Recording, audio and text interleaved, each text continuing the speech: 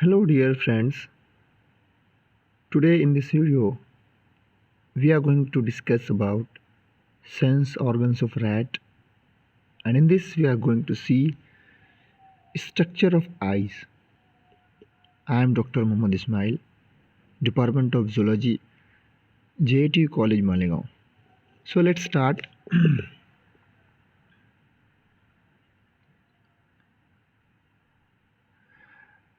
The first thing we are going to discuss is the external structure of eyeball. The eyeball is a hollow spherical organ of which about 4/5 part remains concealed within its orbit. Movement of eye are brought about by 6 strap-shaped muscles, 4 rectus and 2 oblique. Each eye muscle is attached at one end to the eyeball and at the other to the orbit. The frontal exposed or visible part of the eyeball is known as cornea. Movable upper and lower eyelids can close the eye when required and protect it from dust particles. The stiff hairs or eyelashes present on the free edges of eyelids also guard the eye against dust particles, rain, sweat, and glare. In rat, a transparent nictitating membrane lies in the anterior corner of the eye.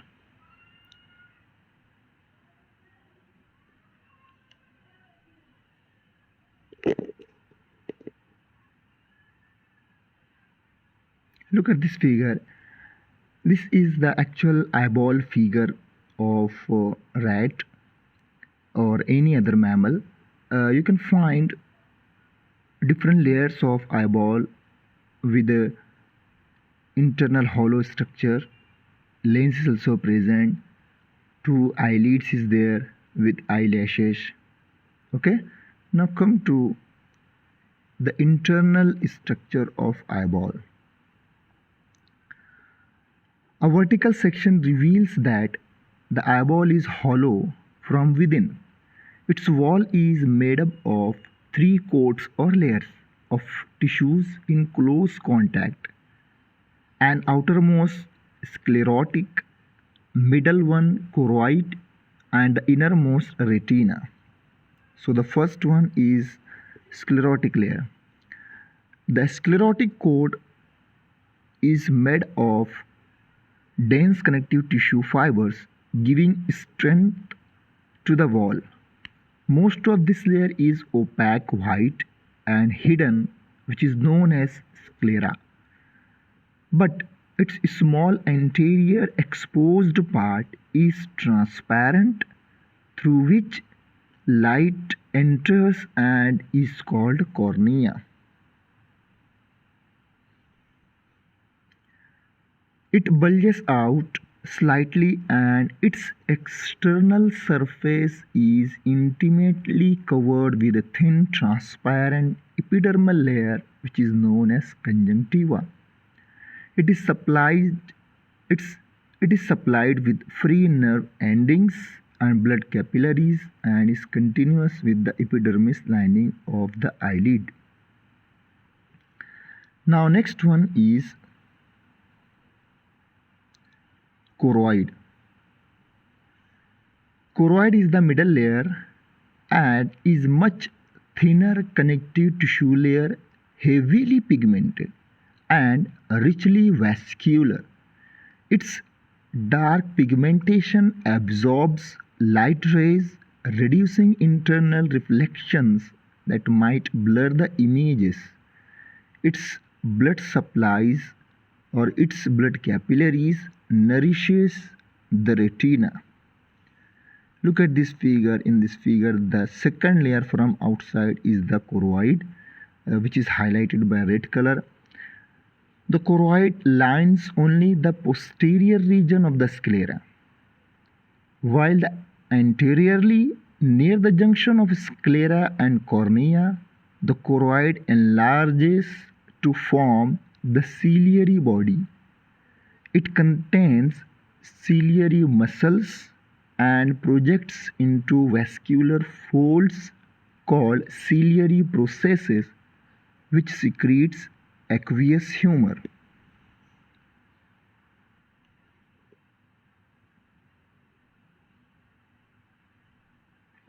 In front of the ciliary body, the choroid becomes widely separated from cornea, forming the iris. It is visible from outside as an opaque brown disc perforated in the center by a round hole which is known as pupil. The iris, the iris contains two sets of smooth muscles.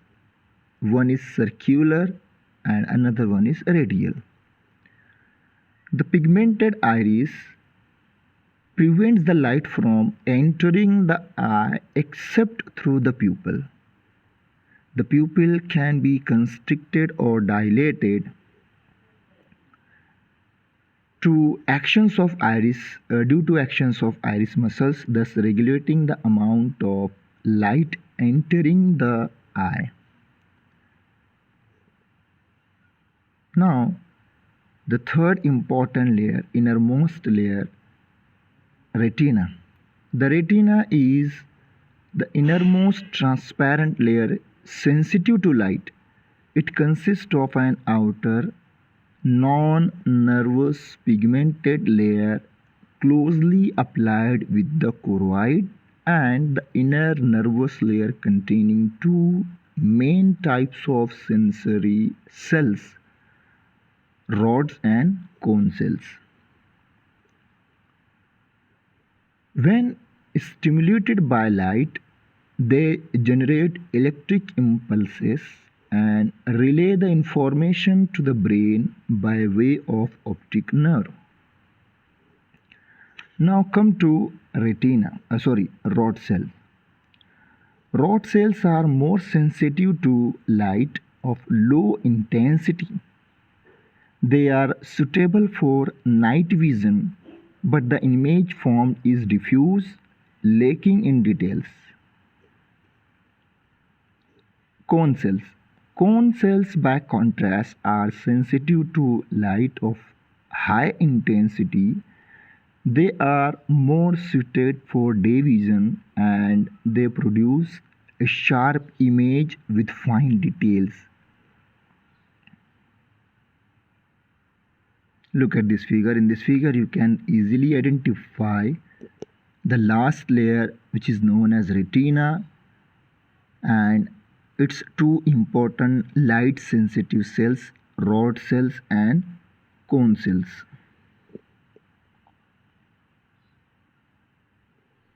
The next important part of eyeball is lens. A crystalline solid and biconvex lens is present just behind the pupil. It is composed of concentrically arranged layers of transparent fibers enclosed within a thin transparent elastic lens capsule. It is held in position by suspensory ligaments, which are radially arranged fibers connecting the lens capsule with the ciliary processes. Next one is chambers. The eyeball actually is divided into two unequal chambers internally. The iris, lens, and its suspensory ligaments divide the internal cavity of eyeball into two unequal compartments. Between the lens and the cornea is a smaller anterior aqueous chamber. It is filled with a clear lymph-like watery fluid which is known as aqueous humor. It is secreted continually by ciliary body and drained through canal of Sclera at the base of cornea. Aqueous humor nourishes cornea and lens and maintains intraocular pressure. An imbalance in the intraocular pressure leads to disease called glaucoma, in which retina is injured. Between the lens and the retina is the larger posterior vitreous chamber. It is filled with gelatinous secretion, which is known as vitreous humor. Anterior is small aqueous humor and posterior chamber is vitreous chamber, which is filled with vitreous humor. So I hope this video is informative for you. Thank you for watching. Thank you.